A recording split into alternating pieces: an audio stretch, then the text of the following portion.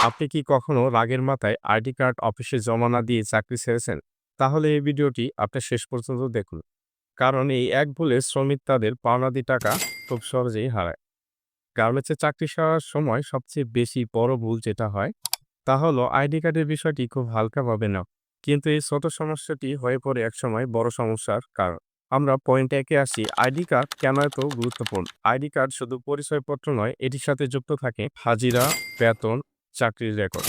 ID card ছাড়া company খুব সহজেই বলতে পারে যে আপনি তাদের কর্মী না। পয়েন্ট নাম্বার ২, আইডি কার্ড ছাড়া চাকরি ছাড়লে কি সমস্যা হতে পারে?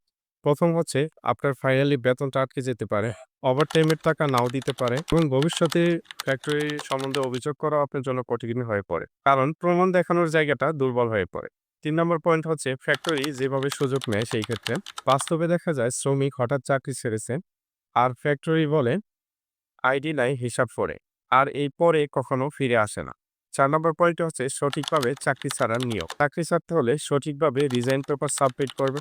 আইডি কার্ড জমা দেওয়ার রিসিভ কপি নিবে। আপনার বেতন এবং ওভারটাইমের হিসাবটা কাগজে লিখিতভাবে লিখে নিবে। এই ৩ টি কাজ করলে কোম্পানি আপনার টাকা আটকে রাখাটা খুব কঠিন হয়ে যাবে। আপনার টাকা সে আটকে রাখতে পারবে না। আপনি চাকরি ছাড়ার আগে এই ভুলটি করেছিলেন কিনা কমেন্টে লিখুন। গার্মেন্টসে চাকরি ছাড়ার সঠিক নিয়ম, বেতন ও অধিকার নিয়ে এরকম বাস্তবসম্মত ভিডিও পেতে চ্যানেলটিকে সাবস্ক্রাইব করুন।